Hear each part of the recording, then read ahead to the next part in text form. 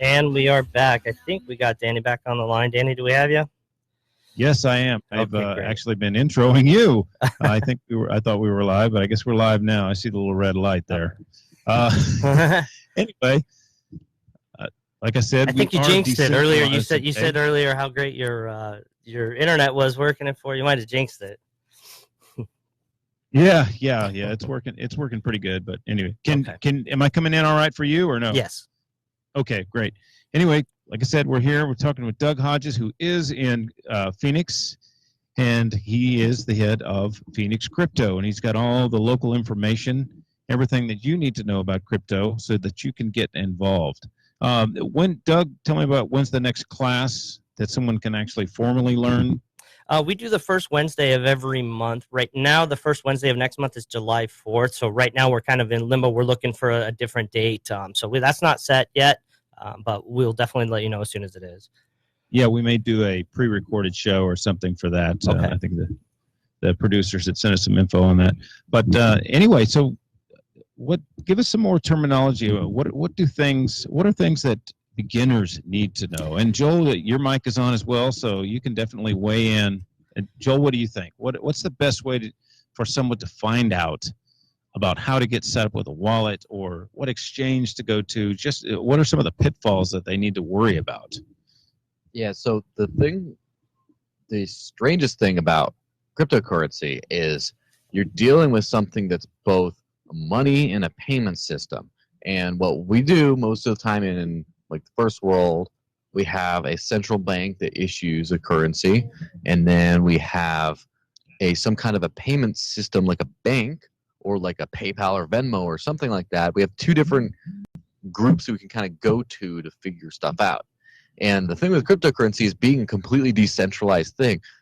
Usually there's no one to go to. There's no one to just say, hey, how do I set this wallet? There's no official representative because it's a completely decentralized. There is no official. I can't go to like 1-800-BITCOIN or Bitcoin. I guess you could go to Bitcoin.com, yes, but I wouldn't recommend it. But that's a private company besides.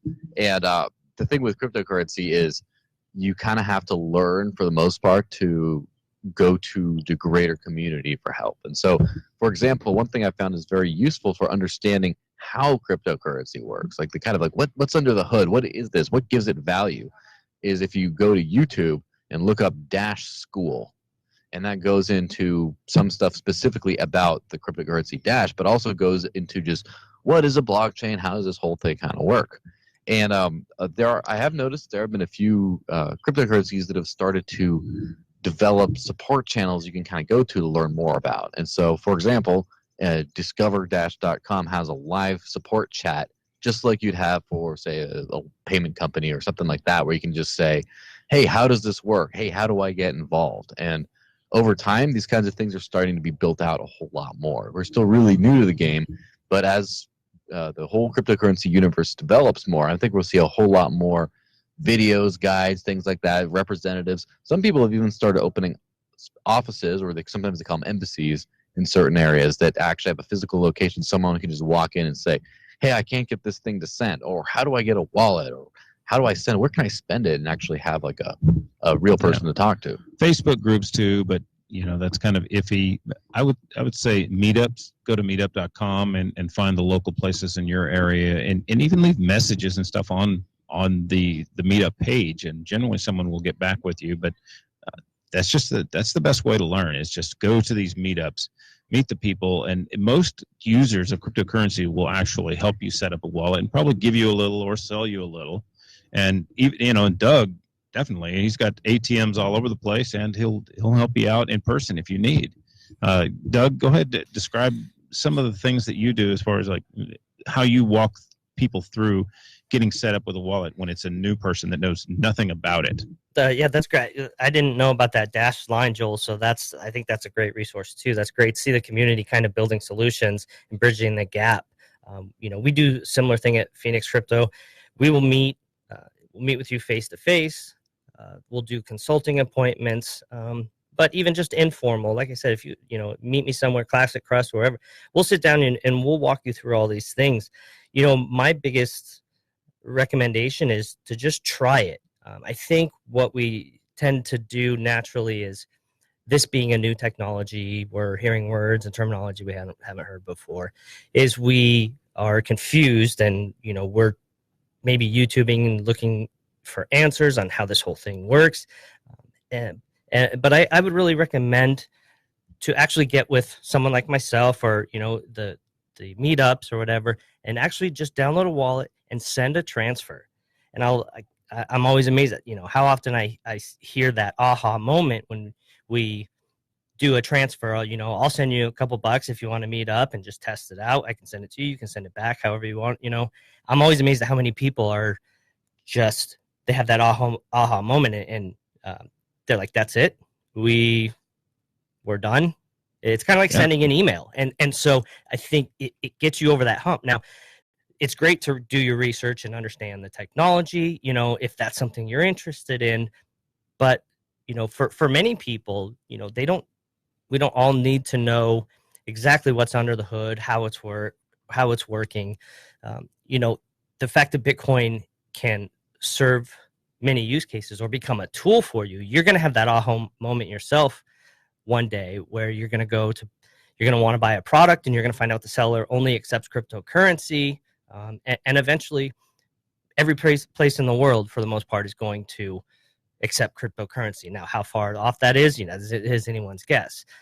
But that's my recommendation, is just try it. And I think that light bulb will go off, and you'll kind of get over the fear and the hump of that, not knowing, not understanding the technology. Especially with, they're in Phoenix with such a great resource like Classic Crust Pizza, where you can actually come in and spend it.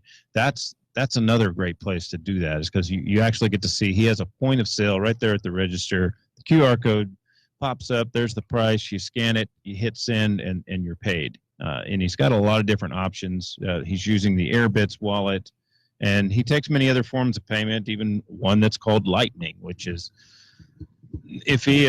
I don't know. It's still under development, but a lot of people like this idea. And if that's something that you're into, well, then you can definitely come by and check out how the Lightning Network works. Because the guy is a developer that has Classic Crust Pizza. That owns a pizza shop. He can tell you exactly how he developed his own app. Lightning Pizza Beer. Yeah, Lightning Pizza Beer. So that's some pretty brilliant stuff there. What you got anything on that, Joel? Yeah, so my personal story with getting involved with cryptocurrency was very similar in that I paid for a pizza, and a friend of mine who's splitting with me said, hey, why don't I give you Bitcoin for my bit? And I kind of heard of it, but I never really used it. And so we just downloaded a wallet and got some right there. And then since then, I moved to New Hampshire, which has a lot of places where you can spend cryptocurrency. And I just started trying to use it, and then trying to take it and send and receive. And there was that aha moment.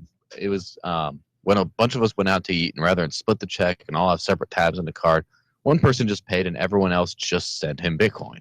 And just though it's as easy as handing someone some cash, except easier because you don't have to make change. And that sort of moment was just like, oh, I don't necessarily see all the applications yet, but I just see that this is something that anyone can just kind of get an app and just send to anyone, anywhere around the world.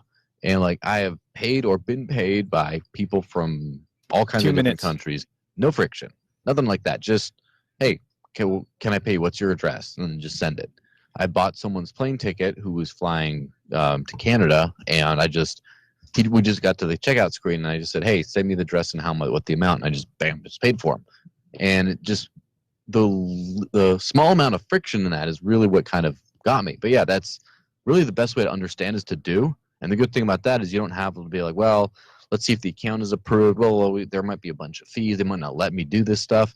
You can just download an app, and without then you asking just get permission. some, and you just start using, and then before you know it, you're kind of a little bit of an expert. Well, when you bought those plane tickets, you used cheapair.com, which is the place that accepts multiple cryptocurrencies to do this, but also explain how your identity is safer by shopping on these online websites using this technology rather than using your credit card.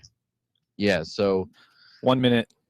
here, Overstock.com takes cryptocurrency payments as well as credit card payments. Recently, they say that they'd much rather take cryptocurrency because they have a 40-man anti-fraud team for credit cards. So they have to hire 40 people just to deal with all the things that can go wrong, all the identity that can be stolen and stuff. Cryptocurrency is secure. It's sent. It's guaranteed once it's sent, and it's not attached to your identity in any direct way. It's like digital cash. You just send it, and it works. 30 seconds.